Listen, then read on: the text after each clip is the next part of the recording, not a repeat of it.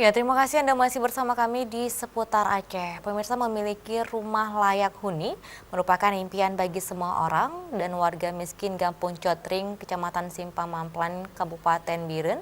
Baru ini terwujud untuk memiliki rumah layak huni.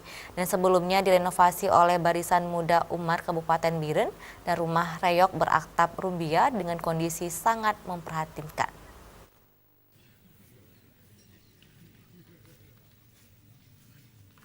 Rumah sederhana ini sekarang sudah layak ditempati oleh Mulyadi M. Afan, 38 tahun warga Kampung Cotring, Kecamatan Simpang Maplam, Kabupaten Biren.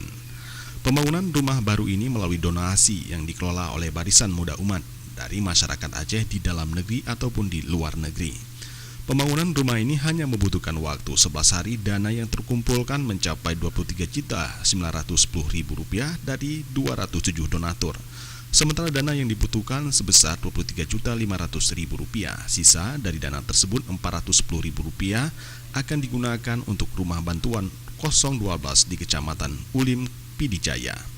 Untuk bantuan rumah ke-11 ini diserahkan oleh Tengku Haji Muhammad Yusuf Awahab atau yang disapa Tusop selaku Imam Besar Barisan Muda Umat kepada Mulyadi M. Afan selaku penerima bantuan rumah. Imam Besar Barisan Muda Umat Tengku Haji Muhammad Yusuf Awahab menyampaikan rumah layak huni ini merupakan donasi seluruh masyarakat Aceh melalui aksi sosial Rp10.000 dan rumah ke-11 ini partisipasi donatur yang selalu peduli bagi masyarakat. Selalu cara setiap masalah yang dihadapi selalu memilih Allah jalan keluar. Dalam kesempatan tersebut, Mulyadi M. Afan selaku penerima bantuan rumah merasa bahagia. Ia berterima kasih bagi BMU Aceh dan seluruh donatur yang telah peduli bagi pembangunan rumahnya ini. Nah, cita-cita untuk pegang rumah baru. Pernah mengajukan permohonan ke pemerintah atau ke organisasi lain untuk LSM segala macam. Pernah lega kali.